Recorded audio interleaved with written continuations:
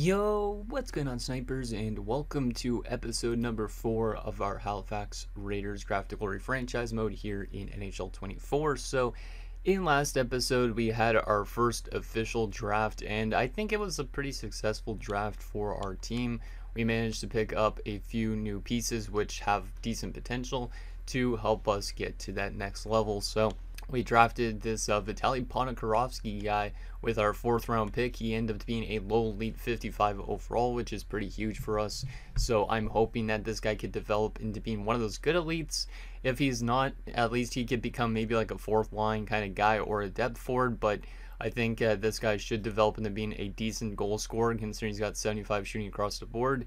Hoping that he can maybe hit at least like 10 to 15 goals in his rookie season if he gets to enough ice time. We also drafted Aiden Stajan, who's a low elite 49 overall, so he's not as good, but he's a two-way forward, so I'm hoping he can maybe help out a bit with the defensive play and whatnot. Hopefully we could develop him into being a pretty good defensive guy for us in these early years. I don't know if he's going to be one of the best low elites because he's starting off so low, but since he's got low elite potential, maybe those guys could generate some X factors in the early going, which would be pretty helpful. But in general, you can see that our team is starting to come together. We have a full top 6. We have we have 2/3 of a 3rd line. And in our defensive core, we have basically a top 4 pairing, which is pretty nice. So Palin Kolsnik, who we drafted with the 3rd overall pick, he's got elite potential, but he's a shutdown DFD. So I kind of like that pairing in a sense. And then we also have Mayer, who is kind of intriguing in a way because he is an offensive defenseman that we drafted in the 2nd round. And we still got like Emelin and obviously Palin. Goalie-wise, we drafted a guy named Frederick Goalie, which is pretty awesome. So him and Cameron should split ice time, it seems like, throughout the season as the starting goaltender. And who knows who's going to end up becoming the better of the 2 goaltenders. But I'm very excited to see what happens in the 2nd season. Hopefully we get a lot of growth from the guys that we want and also some more X-Factor generation because that would be really nice.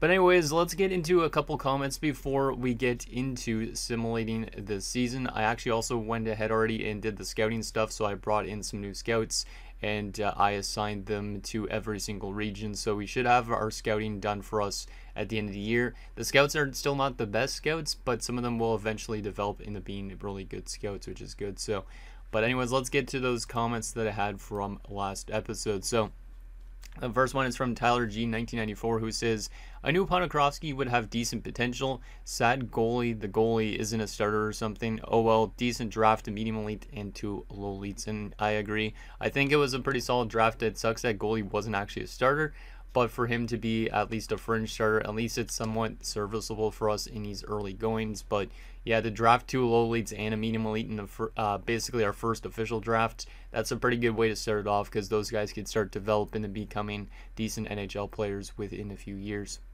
The next comment is from Mr. Psychopath 99, who says, I actually think you should get a coach early here.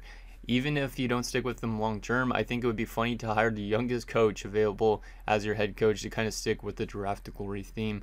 And as cool as that is, I don't think I want to still go for a coach early on in the series. It's just more because I feel like we need to have at least a full lineup first before I go for a coach. So once we actually don't have just like 3 forward lines and two defensive pairings and both goaltenders, I think once we get basically a full-on lineup with 4th liners and everything of our prospects, that's when we'll probably look for a coach. Because the current coach that we have, I don't even know what his scheme fit is. It's probably not great. But it's 65. That's actually better than I thought. But this guy's been decent enough for our offensive core, our defensive core. But obviously for our special teams, he is not really that great of a coach. So hopefully we could find one of those in the next few off seasons. The next comment is from the Red Phantom YT, who says you should get somebody to work great with Wilm. And yeah, hopefully that this year when we go through the draft class and whatnot, we're able to get somebody decent that could help out with Wilm. Because right now, Wilm doesn't really have that much support. He does have those low leads now kind of around him, but other than that, he's got a low top 9 as his line mate. He's got a medium bottom 6, so there's not really a whole lot of good talents on this team still.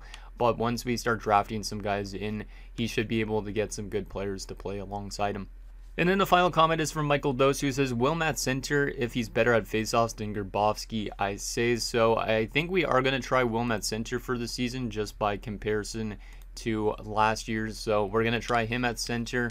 And we're probably going to try Ponikarovsky alongside him since he's got that low lead potential. Might as well. And we'll probably put Grabowski. Maybe Grabowski's actually better as a winger, but Finley is a right-handed shot, so I am going to put Grabowski still between Finley and Stajan. But yeah, we are going to try basically Ponikarovsky on the top line, and Wilm will be our top line center instead of a winger. That way we could see if Ponikarovsky could get a lot of growth playing with a very good player like Mauricio Wilm. So there is that. That's the only change we're really going to make to start our season. So there is that. And yeah, let's see what happens in the second season, because I honestly have no idea if we're going to win a game again this year. Last year we went 0-82. If we get one win this season, that will be probably our Stanley Cup, so to speak, because we'll probably just like raise a garbage can in the locker room, kind of do what the Washington Capitals did back in the day when they were absolutely terrible. I'm pretty sure that's what I heard, at least, is they had such a terrible season that when they actually finally won a game after a long time, they were like raising like a garbage can in the locker room, so to speak. We go 0-8 in the preseason for the second consecutive year, so that's not a great way to start it off. But Wilm leading the team in points with only 5 points this time around, so the offense kind of dipped off from last preseason, but preseason doesn't really matter too much at all. Probably not enough offense from our team in general, right? Let's see. How much goals did we score in the 8 preseason games? We scored 3, we scored 4, 5. We only scored 5 goals in those 8 preseason games. So with Wilm having 2 of those 5 goals and 5 points, he had points on every single goal in our preseason. I'm curious on the other players' stats though from this preseason as well. I know it's just preseason, but might as well see this. So Rolison was pretty good, 4 points for him. So it was basically Rolison and Wilm who led the way preseason wise. Kolesnik did pick up a pair of assists, which is kind of nice. And in goaltending wise, Dave Cameron was the better of the 2 options. Will be interesting to see how those goaltending numbers changed from last year, because both goalies last year had like an 8 and a 7 goals against average. So we'll see if Dave Cameron could at least like improve on that, since Frederick Goalie wasn't here, or whatever his name is. Anyways, let's go through the season and see what happens. I won't look at the draft class to the start of, or until the end of the season simulation. I did already look at it myself a little bit, but we don't have anything scouted yet, so it's not like I know how good players are actually going to be. But let's go all the way to the end of the season and see if we could win 1 game this year at least. I'm going to guess we're going to hit maybe 5 wins this year, since we're a little bit better. But maybe not. Maybe not, because the high scoring or high shot frequency stuff, it's probably going to take us a long time to get our first win. I hope we could at least get 1 this year, because that would mean we're trending at least in the right direction. But right now, it's not looking too good. We lost a game in overtime. Hey, that's our first ever point against the Arizona Coyotes, because we never lost even a game in overtime last year. It was always 0-82. So, hey, we took Arizona to overtime. That's a dub in itself. But are we going to get a regulation win this season at all? Looks like we're not even going to win a single game in the year of 2024 almost. I like how fast this is simulating though. This seems really fast for NHL usually. That's next gen speed, baby. Let's see. We still have not won a game yet. Yeah, we didn't win a single game in 2024. But we did get at least 1 point. I want to get at least 1 win this season, boys. Please. 1 win. That's all it'll take. I don't need to have 2 wins. I just need 1. Could be against anybody here. Doesn't look like we're going to get 1, though, almost at this rate. Which is hilarious, because I don't think my my Anchorage teams and stuff like that ever had this bad of a start. Yeah, I don't think we're going to win a game this year at this rate. We're giving up way too much. We're scoring a little bit more, maybe. But we're still having a lot of games where we're scoring only 1 goal a game, so... Will the offense improve? Probably not. Probably not. It'll probably be terrible still.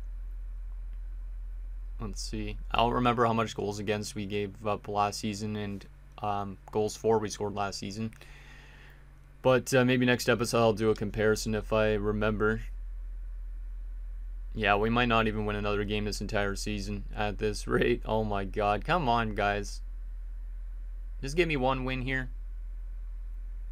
Oh my goodness, yeah, we're gonna go we go 0-81-1. It is an improvement from last year, but not by much.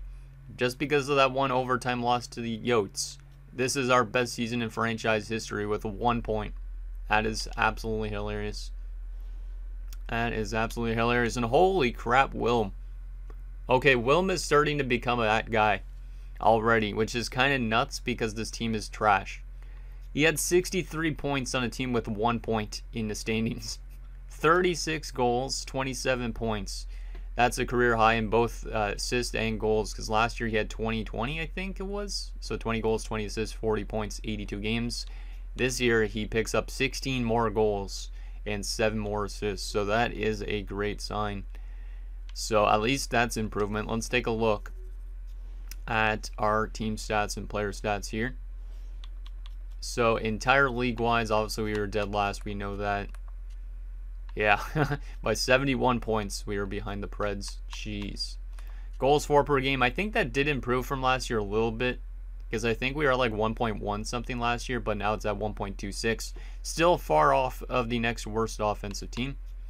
Goals against per game improved drastically, because I'm pretty sure we were over 8 goals against last year, or 7.5 or something. Now we're down to 6.59.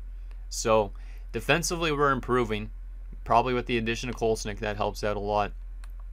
Power play percentage wise, we were not the worst team on the power play. That's a big dub. That's a good way to start it off, as the Philadelphia Flyers had a worse power play than us. That is awesome to see.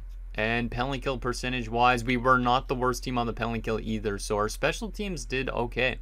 77.5. It was better than the Preds and the Blue Jackets. And yeah, our only point that we got was on the road. So we still have no wins or no points whatsoever on home ice. So these Halifax fans are probably going to get a little bit restless, because, you know, they're passionate about hockey over there in the Maritimes. But holy crap, Wilm jumped to a 92. Holy crap, man, this guy was an 86 like at the start of this episode, like less than 10 minutes ago. Oh my god. He's probably generated a gold X factor, my guess. That is my guess right now. Yes, he did. Oh my god. We're going to go through that in a second. Let's go through the goalie stats first. So Dave Cameron, pretty solid. Yeah, he's improving. His save percentage much better than Frederick goalies. But hey, he's the one that got the first point in history as a goaltender. He's a 54 overall now, so I don't know if he's getting much growth. Frederick goalie has definitely jumped up a decent amount, because he was a 51, I think. So both goalies are an even 54 now. Defensively, another solid season from Tucker Palin. 32 points from the back end. He's a 66 overall now, so he is, I think, still getting growth. But not as much points as his first season, but this guy's literally been a pretty good defenseman. Most of his points are coming power play wise, but I still do like this guy. For a guy that doesn't have potential, yeah, he's been actually okay. It's probably because he's playing with the franchise guy. Like, if we didn't have that franchise guy, these guys probably wouldn't be doing as well. Paul Mayer in his rookie season, 25 points. Not bad. Not bad at all. 4 goals, 21 assists. That's pretty solid. His shot has become more accurate, which is good, because it wasn't really accurate beforehand. But yeah, not too bad. Coach satisfaction very low. Yeah, I agree.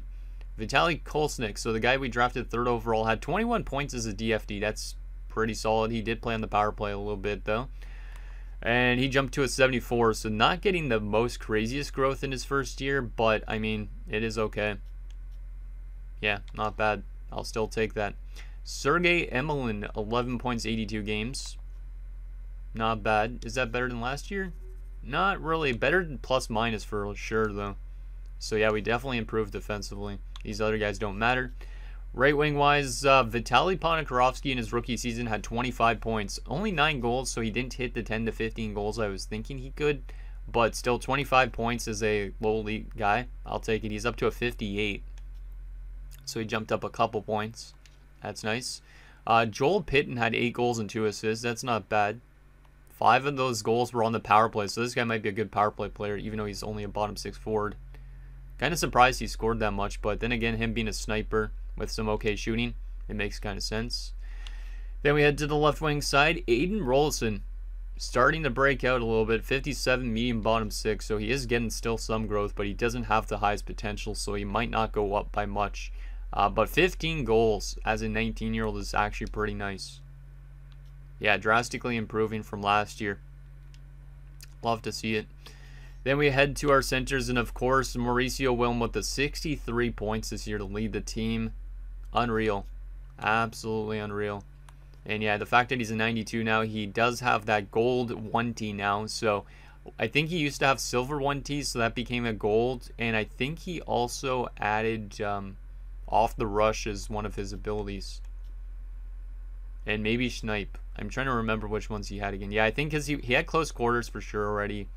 I think he maybe had, he definitely had skills up. So I think he generated a few superstar abilities, and then his gold, his 1T turned from silver to gold. So that is really cool. And obviously his salary's inflated because of this team. But damn, yeah, that's a pretty damn good season for Wilm. So here's his first 2 seasons. He's got 103 points already. And he's only 20. Seems like a really good player on the power play especially. And yeah, that shooting is actually nasty. 5-star shooting already at 20 years old. Yeah, this is definitely the guy to build around this team. Love it. Rocky Grabowski, only 12 points. So I think that's less than last year. Yeah, a little bit. But better plus minus. Still doesn't take a lot of penalty minutes, which is great. Aiden Stajan, 7 goals, 4 assists, 11 points. Not bad. He's jumped to a 64. Okay, Aiden Stajan's one of those low leads that are going to jump up quickly and overall, because he started off as a 49 and now he's a 64. He's much better than Ponikarovsky at this stage, so that's intriguing. His defense is starting to get better, his offensive awareness too, passing, his shooting is well, I did say his shooting stats. His skating's still not great, physical too, but yeah, this guy might end up becoming an okay low elite. And then Sherov, who was our last pick last year, had 8 assists. Not bad. He's up to a 62. That's better than I expected. And Emreet Finley, 5 points in 82 games. He's a 58. So some of those first picks that we ever had are getting passed by guys we literally just drafted. So there is that. But if we look at our forward stats, major gap between Wilm and Rolson. Almost a 40-point difference, which is how much points Wilm had all of last year. So that's kind of nuts. We won't take a look at the entire league just yet. I did want to take a look quickly. So it was 36 goals we said for Wilm. How much goals for did we have this year again? I'm kind of curious on how much of our goals he had. It's 36 of 103. So he almost had he basically had a third of our goals this season. And he had points on 63 of our 103 goals. So only 40 goals he was not a part of. That's actually insane. Yeah, that's one I wanted to take a look at first before we take a look at the entire league briefly. Let's see, entire league stats. So Austin Matthews led the league with 117 points. Kucherov up there. Let me guess McDavid fell off because he's not really that good in franchise mode apparently. Yeah, I don't even know where the heck he is. Oh, there he is at 92 points. Not really realistic there, but oh well. Best goal scorer this season was Ovechkin with 55. Him and Austin Matthews. Kucherov right behind them, and same with Kaprizov. Best defenseman. Adam Fox this year with 93 points. Carlson with 88. Best goaltender this season was Spencer Knight in wins. Most shutouts was Vanacek. Best save percentage by a starter was Sorokin with a 921. You love to see it. Love to see it. And goals against wise, the best by a starter was Sorokin with the 2.58. Best rookie this season was Shane Wright in Seattle with 48. Marco Kasper behind him. And Korchinski. Okay. Ponikarovsky finished top 10 in rookie points. That's nice to see. And in Mayer as well. So there is all of that. Let's simulate up ahead and get to the draft lottery results and all that stuff and find out where we're going to be drafting this year. Hopefully we have the high up pick, and hopefully this year's draft class is pretty good because obviously we want to get a good prospect in, or a couple good prospects in for this team to help them get more than a point in a season. Like, we've been off to a disastrous start in a way, but we are getting some good we're improving defensively. We're getting some good stuff from Wilm. So it's baby steps, like Saturn Taku was saying in last episode. So let's see who's gonna win the Stanley Cup in year number 2. Last year was Anaheim. Who's gonna win it this year? Who is gonna win for 2025? The Toronto Maple Leafs win the Stanley Cup. So last year I think they lost to Anaheim, if I remember right, and Bridgeport wins the AHL. So Toronto winning a Stanley Cup in 2025. So there you go, Leaf fans. Let's take a look at that playoff tree. They beat San Jose in 7 games. I don't know how San Jose gets to a Cup Finals in year 2, but I'm not here to question it. Let me take a look at that Leafs team that just won the Stanley Cup, because you guys probably want to take a look at these type of things anyways, since you wanted to take a look at the Ducks last time. So this is what the Leafs team looks like, pretty much what their current team looks like in real life, except for Nick Bonino was brought in, and he was apparently really good. Mason Appleton was also brought in, same with Cogliano. On the defensive side of things, they brought in Mike Matheson, and Max Lajoie is actually in the NHL now, because I know he's in the AHL technically, and their goaltending is still the same too. So not much change there for the Leafs in 2025. So there is that. Let's take a look at the award winners for the season. So Toronto winning the Stanley Cup, Tampa won the President's Trophy, San Jose Toronto Cup Finals, Austin Matthews with the Art Ross, Kucherov the Hart, Carlson wins his 3rd straight Norris. Jeez, what a resurgence. Adam Fox wins the Lady Byng, Shane Wright the Calder, John Tavares won the Conn Smythe, Sorokin the Vezina, Vasilevsky wins the Jennings. Hey, Mayer won the Masterton for us. So back-to-back years we have a Masterton winner. Not a surprise because our team's crap, but Mayer and Emelin both have won awards. Mayer winning it in his rookie season too, so that's kind of nice. Sharks head coach wins the Jack Adams, Ryan O'Reilly to Selke, Kucherov to Lindsay, and Austin Matthews and Ovechkin the Maurice Richard. Any AHL awards, not that it matters because we don't even have any prospects down there in the minors. There is a guy that won back-to-back years, an AHL player has won for us that award. Okay, now the question is, where are we drafting and how good is this draft class? Because we have not taken a look at it yet in terms of what player potentials are looking like. Hopefully it's a good class. We are at 3 again. Goddamn, man. We even lost to Arizona in overtime, yet Arizona moves from 6-1. Detroit moves from 7-2, and we fall from 1-3. Well, this is kind of annoying when the draft lottery is not on our favor. It was for the first ever draft when we got Wilm, but since then it's been shafting us quite a bit. God damn, man. So there's the retirements. Not that it really matters too much. Mark Stahl is now a coach, which is kind of weird. Ruidal and Giordano are now scouts. We don't really care about too much about the coach and stuff. Let me go actually do the draft interviews potentially, because there might be some guys we need to interview. Oh, you gotta be joking me. Boris Morozov was a Ukrainian franchise guy. We would have been able to get another franchise sniper if we would have won the draft lottery this year. Oh my goodness. I mean, I don't know if it would have been good to have 2 franchise guys, because they would eventually ask for tons of money. But yeah, Arizona's getting a franchise sniper in Boris Morozov, who's pretty good.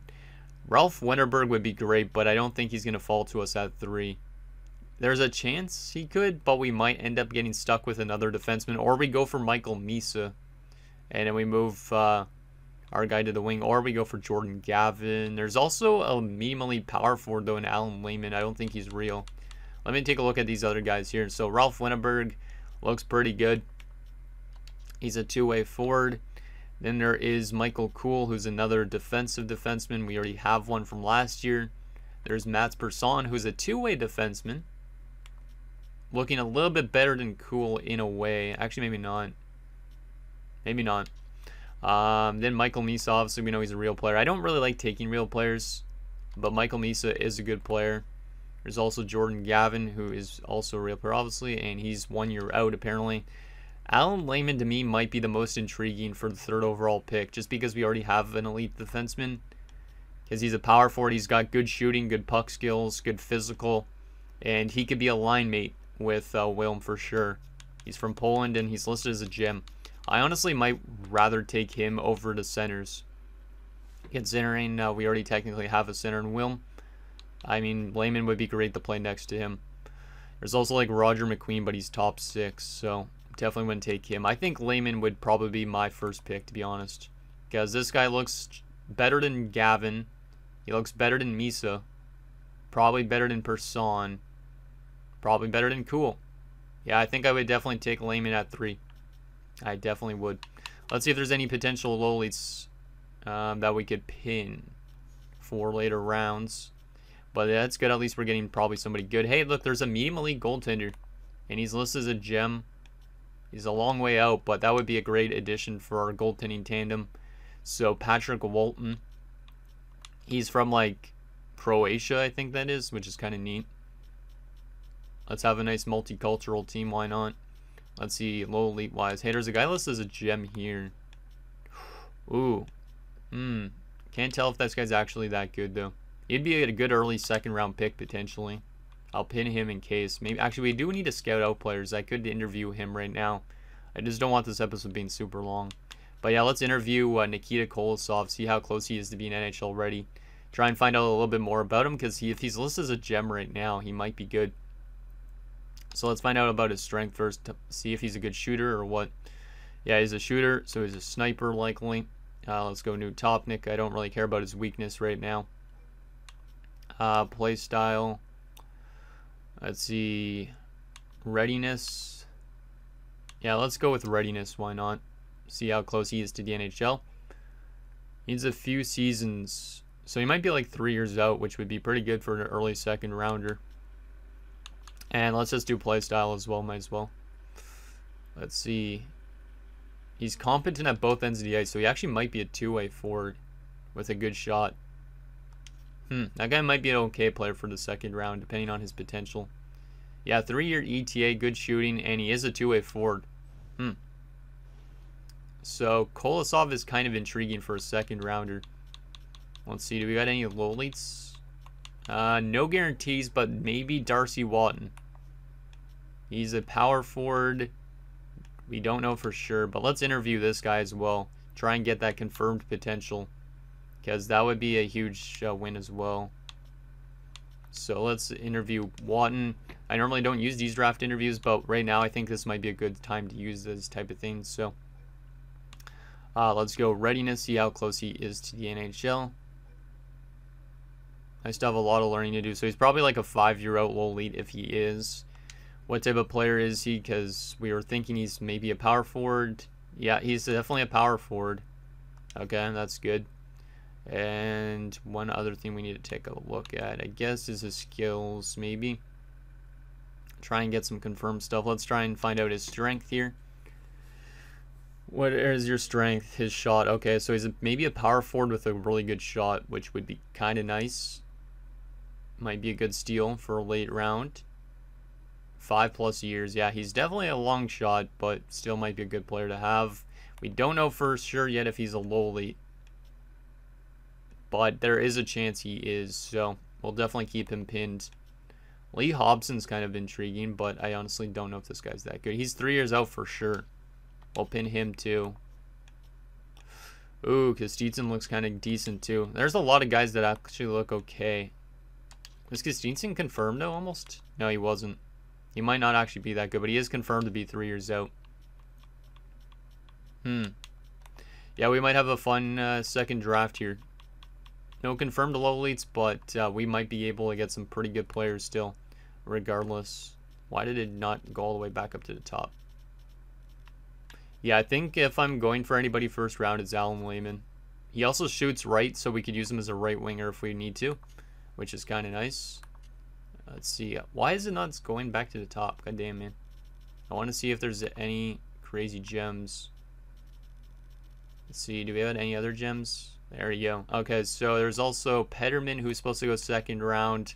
Hey, Rudolph Petterman might be better to take second round than Kolosov, but yeah, I think we probably go for definitely at least 3 of these 4, because we can't go for both Kolosov and Petterman, but yeah, I think actually they might be both top 6, Kolosov as well. So I think Rudolph Petterman would be my second rounder, Lehman first rounder, and Walton third rounder.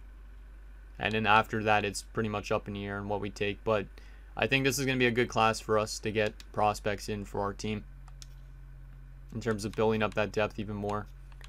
And I think that is almost it. Let's go to progress reports, and I think that'll be it at this stage because we're right around the normal time I end these episodes.